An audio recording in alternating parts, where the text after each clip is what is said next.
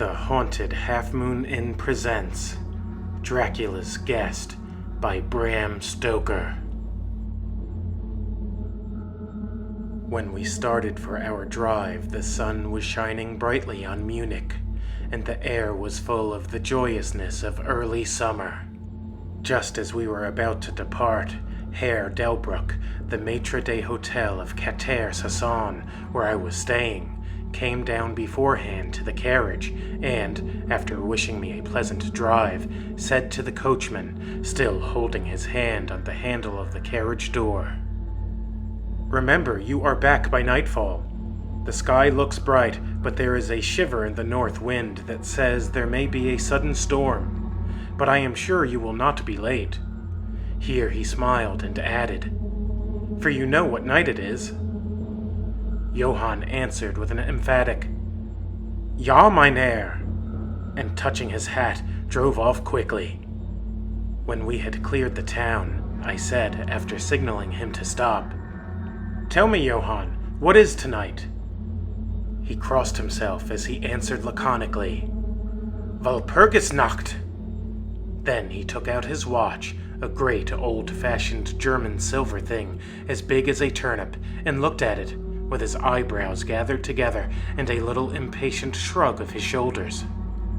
I realized that this was his way of respectfully protesting against the unnecessary delay and sank back in the carriage, merely motioning him to proceed. He started off rapidly, as if to make up for lost time. Every now and then, the horses seemed to throw up their heads and sniff the air suspiciously. On such occasions, I often looked round in alarm. The road was pretty bleak, for we were traversing a sort of high, windswept plateau. As we drove, I saw a road that looked but little used, and which seemed to dip through a little winding valley. It looked so inviting that, even at the risk of offending him, I called Johann to stop, and when he had pulled up, I told him I would like to drive down that road. He made all sorts of excuses, and frequently crossed himself as he spoke. This somewhat piqued my curiosity, so I asked him various questions. He answered fencingly, and repeatedly looked at his watch in protest. Finally I said, "Well, Johann, I want to go down this road. I shall not ask you to come unless you like, but tell me why you do not like to go. That is all I ask." For answer, he seemed to throw himself off the box, so quickly did he reach the ground. Then he stretched out his hands appealingly to me and implored me not to go. There was just enough of English mixed with the German for me to understand the drift of his talk. He seemed always just about to tell me something, the very idea of which evidently frightened him, but each time he pulled himself up, saying, "Walpurgisnacht." I tried to argue with him, but it was difficult to argue with a man when I did not know his language. The advantage certainly rested with him, for although he began to speak in English, of a very crude and broken kind, he always got excited and broke into his native tongue, and every time he did so, he looked at his watch. Then the horses became restless and sniffed the air. At this he grew very pale, and looking around in a frightened way, he suddenly jumped forward, took them by the bridles, and led them on some 20 feet. I followed and asked why he had done this. For an answer, he crossed himself, pointed to the spot we had left, and drew his carriage in the direction of the other road, indicating a cross, and said, first in German, then in English, "Buried him, what killed themselves." I remembered the old custom of burying suicides at crossroads. "Ah, I see. A suicide. How interesting." But for the life of me, I could not make out why the horses were frightened. Whilst we were talking, we heard a sort of sound between a yelp and a bark. It was far away, but the horses got very restless, and it took Johann all his time to quiet them. He was pale and said, "It sounds like a wolf, but yet there are no wolves here now." "No?"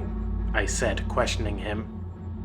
"Isn't it long since the wolves were so near the city?" Long, long, he answered. In the spring and summer, but with the snow the wolves have been here not so long. Whilst he was petting the horses and trying to quiet them, dark clouds drifted rapidly across the sky. The sunshine passed away, and a breath of cold wind seemed to drift over us. It was only a breath, however, and more of a warning than a fact, for the sun came out brightly again. Johann looked under his lifted hand at the horizon and said, "The storm of snow, he comes before a long time." Then he looked at his watch again, and straight away holding his reins firmly, for the horses were still pawing the ground restlessly and shaking their heads, he climbed to his box as though the time had come for proceeding on our journey. I felt a little obstinate and did not at once get into the carriage. "Tell me," I said, "about this place where the road leads," and I pointed down. Again he crossed himself and mumbled a prayer before he answered. "It's unholy." "What is unholy?" I inquired. "The village." "Then there is a village." No one lives there hundreds of years." My curiosity was piqued. "But you said there was a village." "There was. Where is it now?" Whereupon he burst out into a long story in German and English, so mixed up that I could not quite understand exactly what he said. Roughly, I gathered that long ago, hundreds of years, men had died there and been buried in their graves, but sounds were heard under the clay, and when the graves were opened, men and women were found rosy with life and their mouths red with blood. And so, in haste to save their lives, aye, and their souls, and here he crossed himself, those who were left fled away to other places, where the living lived, and the dead were dead, and not something. He was evidently afraid to speak the last words. As he proceeded with his narration, he grew more and more excited. It seemed as if his imagination had got hold of him. And he ended in a perfect paroxysm of fear, white-faced, perspiring, trembling, and looking round him as if expecting that some dreadful presence would manifest itself there in the bright sunshine on the open plain. Finally, in an agony of desperation, he cried, "Walpurgis Nacht!" and pointed to the carriage for me to get in. All my English blood rose at this, and standing back I said, "You are afraid. Johann, you are afraid. Go home. I shall return alone. The walk will do me good." The carriage door was open. I took from the seat my oak walking stick, which I always carry on my holiday excursions, and closed the door, pointing back to Munich, and said, "Go home, Johann. Walpurgis Nacht doesn't concern Englishmen." The horses were now more restive than ever, and Johann was trying to hold them in, while excitedly imploring me not to do anything so foolish. I pitied the poor fellow. He was so deeply in earnest, but all the same, I could not help laughing. His English was quite gone now. In his anxiety, he had forgotten that his only means of making me understand was to talk my language, so he jabbered away in his native German. It began to be a little tedious. After giving the direction, home, I turned to go down the crossroad into the valley. With a despairing gesture, Johann turned his horses towards Munich. I leaned on my stick and looked after him. He went slowly along the road for a while. Then there came over the crest of the hill a man tall and thin. I could see so much in the distance. When he drew near the horses, they began to jump and kick about, then to scream with terror. Johann could not hold them in. They bolted down the road, running away madly. I watched them out of sight, then looked for the stranger, but I found that he too was gone. With a light heart, I turned down the side of the road through the deepening valley to which Johann had objected. There was not the slightest reason that I could see for his objection. And I dare say I tramped for a couple of hours without thinking of time or distance, and certainly without seeing a person or a house. So far as the place was concerned, it was desolation itself. But I did not notice this particularly till, on turning a bend in the road, I came upon a scattered fringe of wood. Then I recognized that I had been impressed unconsciously by the desolation of the region through which I had passed. I sat down to rest myself and began to look around. It struck me that it was considerably colder than it had been at the commencement of my walk. A sort of sighing sound seemed to be around me with, now and then, high overhead, a sort of muffled roar. Looking upwards, I noticed that the great thick clouds were drafting rapidly across the sky from north to south at a great height. There were signs of a coming storm in some lofty stratum of the air. I was a little chilly, and thinking that it was the sitting still after the exercise of walking, I resumed my journey. The ground I passed over was now much more picturesque. There were no striking objects that the eye might single out, but in all there was a charm of beauty. I took little heed of time, and it was only when the deepening twilight forced itself upon me that I began to think of how I should find my way home. The air was cold, and the drifting of clouds high overhead was more marked. They were accompanied by a sort of far-away rushing sound, through which seemed to come at intervals that mysterious cry which the driver had said came from a wolf. For a while I hesitated. I had said I would see the deserted village, so on I went, and presently came on a wide stretch of open country, shut in by hills all around. Their sides were covered with trees which spread down to the plain, dotting in clumps the gentler slopes and hollows which showed here and there. I followed with my eye the winding of the road, and saw that it curved close to one of the densest of these clumps, and was lost behind it. As I looked, there came a cold shiver in the air, and the snow began to fall. I thought of the miles and miles of bleak country I had passed, and then hurried on to seek shelter of the wood in front. Darker and darker grew the sky, and faster and heavier fell the snow, till the earth before and around me was a glistening white carpet, the further edge of which was lost in misty vagueness. The road was here but crude, and when on the level its boundaries were not so marked as when it passed through the cuttings. And in a little while I found that I must have strayed from it, for I missed underfoot the hard surface, and my feet sank deeper in the grass and moss. Then the wind grew stronger, and blew with ever-increasing force, till I was fain to run before it. The air became icy cold, and in spite of my exercise I began to suffer. The snow was falling so thickly and whirling around me in such rapid eddies that I could hardly keep my eyes open. Every now and then the heavens were torn asunder by vivid lightning, and in the flashes I could see ahead of me a great mass of trees, chiefly yew and cypress, all heavily coated with snow.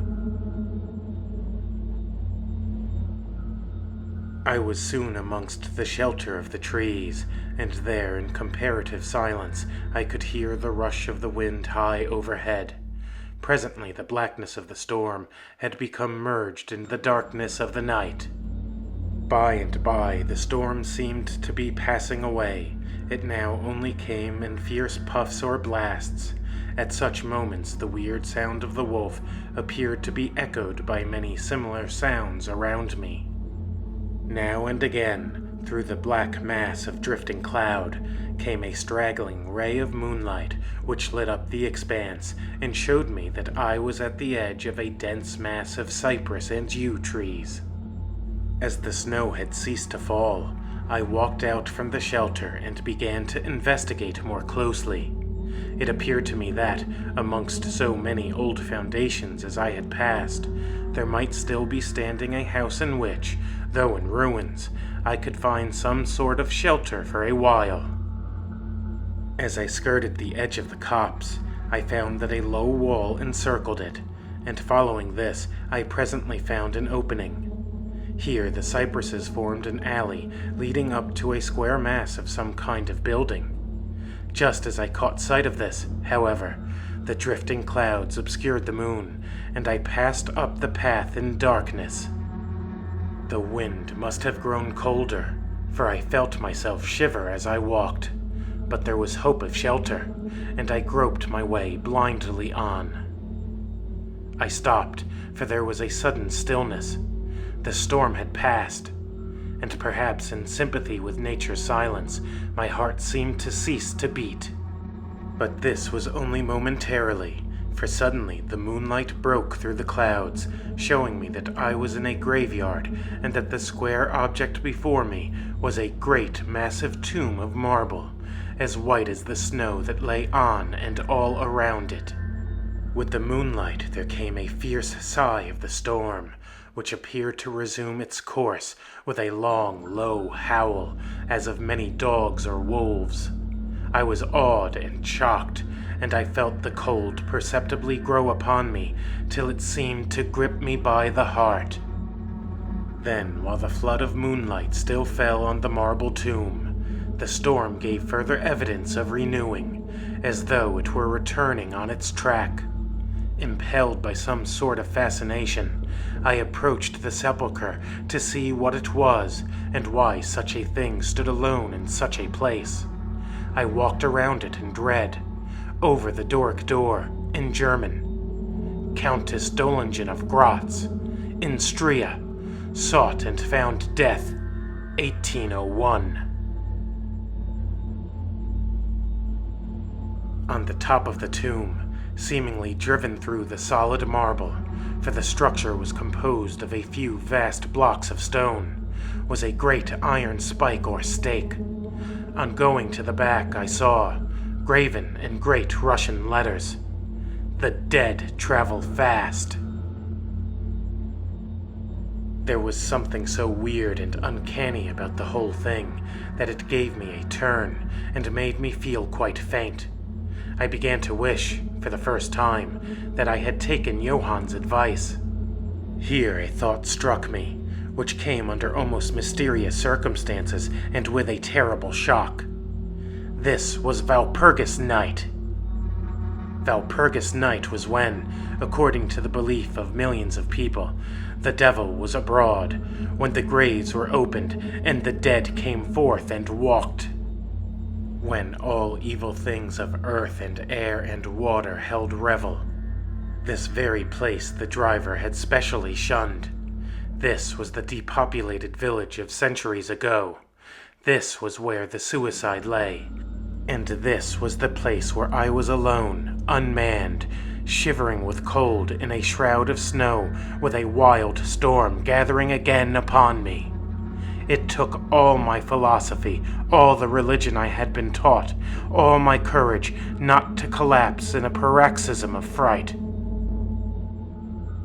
And now a perfect tornado burst upon me.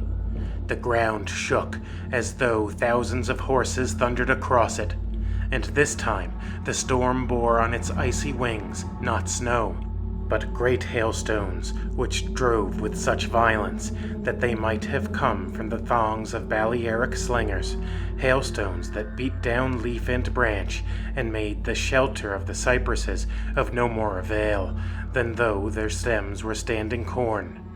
At the first I had rushed to the nearest tree, but I was soon fain to leave it and seek the only spot that seemed to afford refuge, the deep Doric doorway of the marble tomb.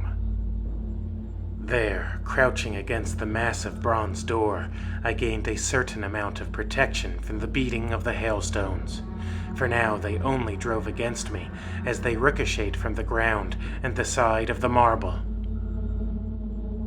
As I leaned against the door, it moved slightly and opened inwards.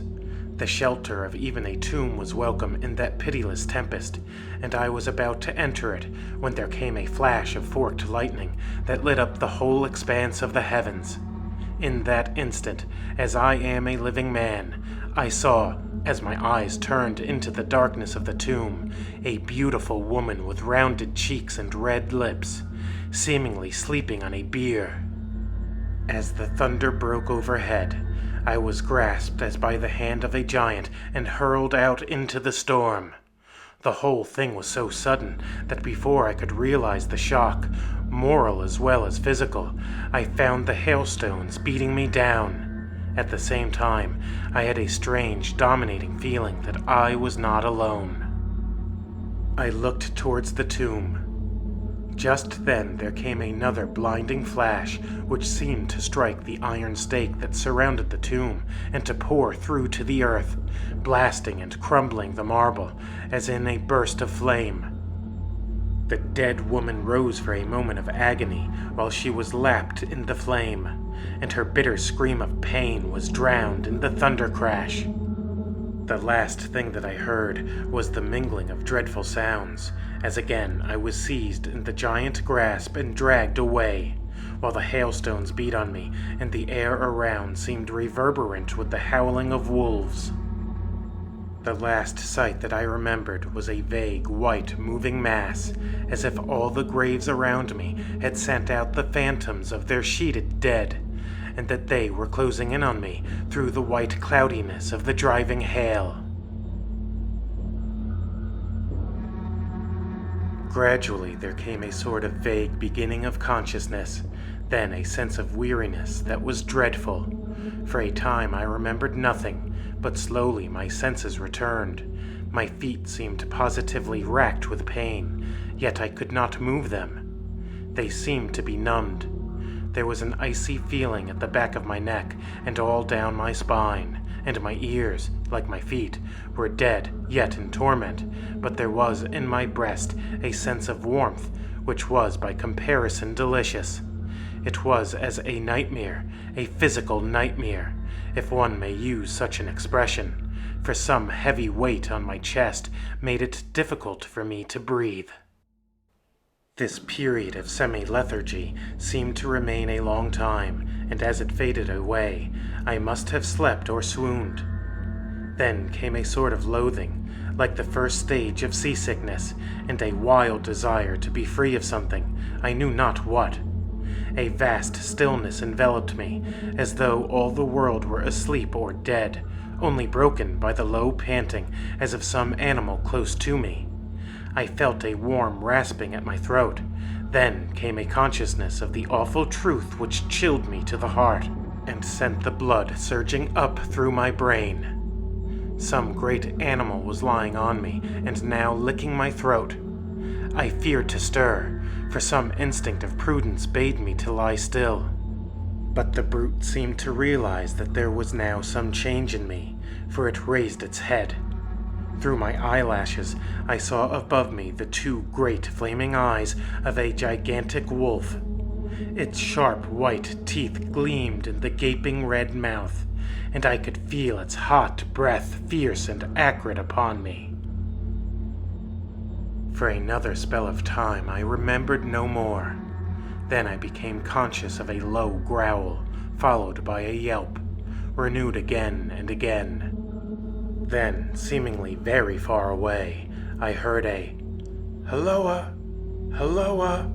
as of many voices calling in unison. Cautiously I raised my head and looked in the direction whence the sound came, but the cemetery blocked my view. The wolf still continued to yelp in a strange way, and a red glare began to move round the grove of cypresses, as though following the sound. As the voices drew closer, the wolf yelped faster and louder. I feared to make either sound or motion. Nearer came the red glow over the white pall which stretched into the darkness around me. Then, all at once, from beyond the trees, there came at a trot a loop of horsemen bearing torches. The wolf rose from my breast and made for the cemetery. I saw one of the horsemen, soldiers by their caps and their long military cloaks, raise his carbine and take aim. A companion knocked up his arm, and I heard the ball whiz over my head. He had evidently taken my body for that of the wolf, Another sighted the animal as it slunk away, and a shot followed. Then, at a gallop, the troop rode forward, some towards me, others following the wolf as it disappeared amongst the snow-clad cypresses. As they drew nearer, I tried to move but was powerless, although I could see and hear all that went on around me. 2 or 3 of the soldiers jumped from their horses and knelt beside me. One of them raised my head and placed his hand over my heart. "Good news, comrades," he cried. "His heart still beats." Then some brandy was poured down my throat. It put vigor into me, and I was able to open my eyes fully and look around. Lights and shadows were moving among the trees, and I heard men call to one another. They drew together, uttering frightened exclamations, and the lights flashed as the others came pouring out of the cemetery pell-mell, like men possessed. When the further ones came close to us, those who were around me asked me eagerly, "Well, have you found him?" The reply rang out hurriedly. No, come away, quick! This is no place to stay, and on this of all nights." "What was it?"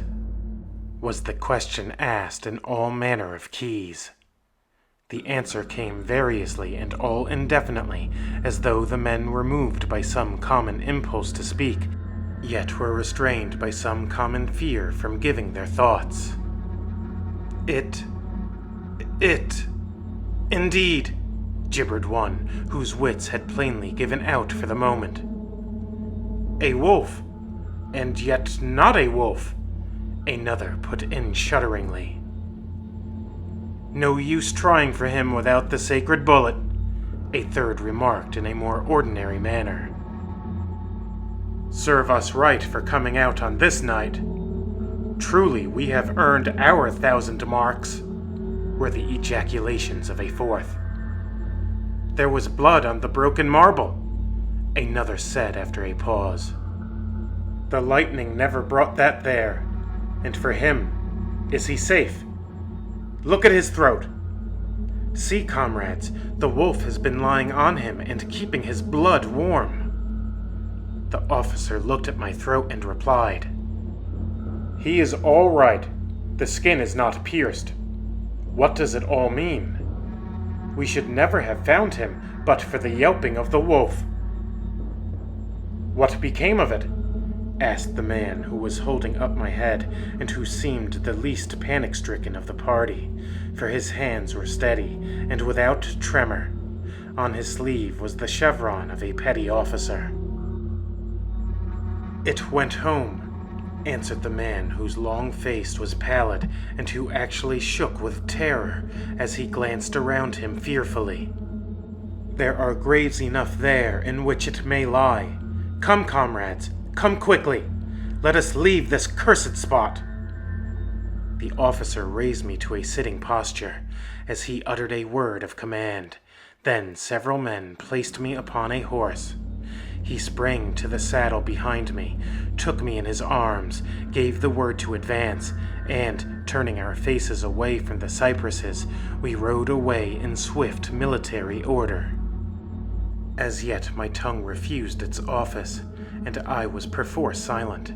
I must have fallen asleep, for the next thing I remembered was finding myself standing up, supported by a soldier on each side of me.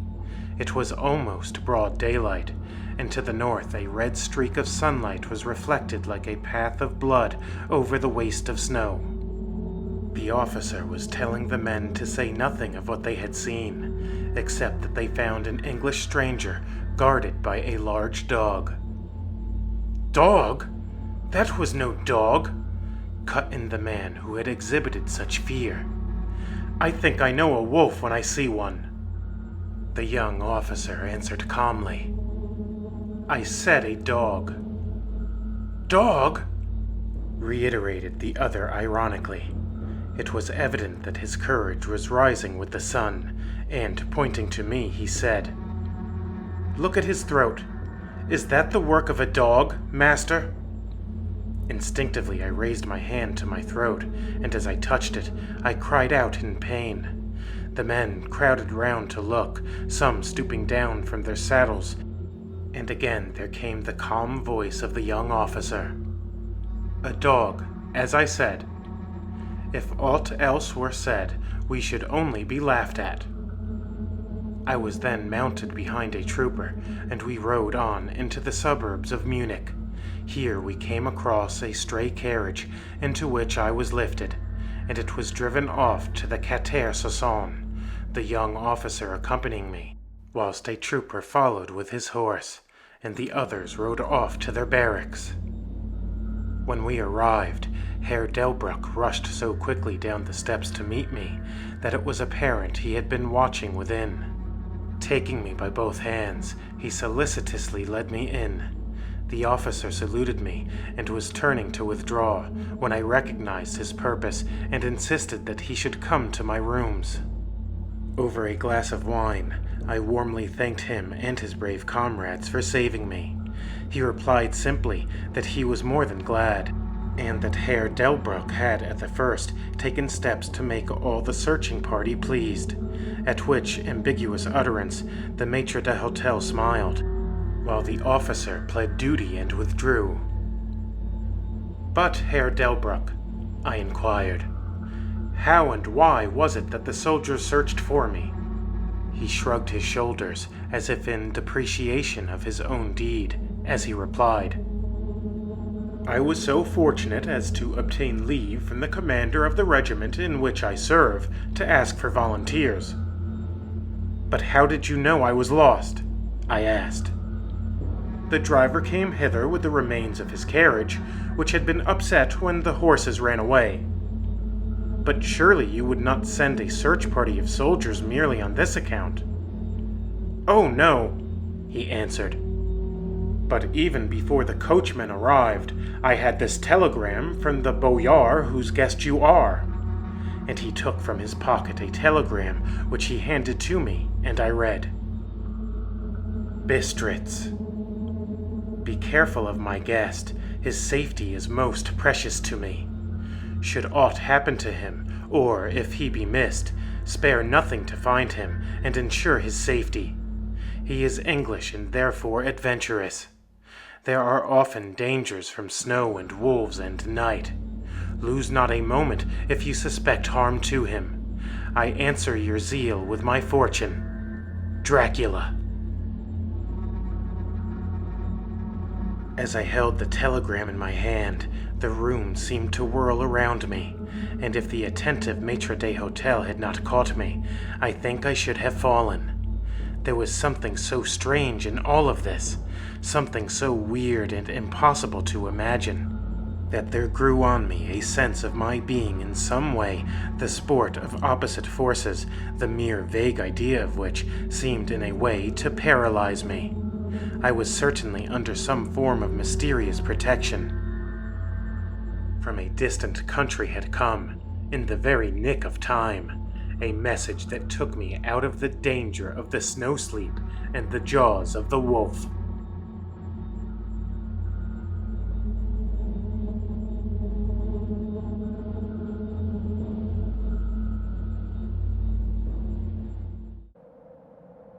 Thanks for stopping by the haunted Half Moon Inn. I hope that you have enjoyed your stay. Before you go, please put a wooden stake through the like button and leave a comment for the spirits to read.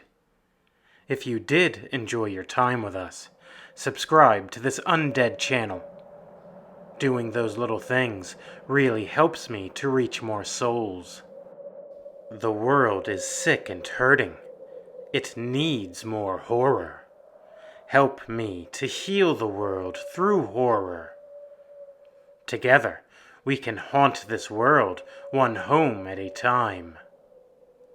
And always remember, just because you don't see them doesn't mean that they aren't there.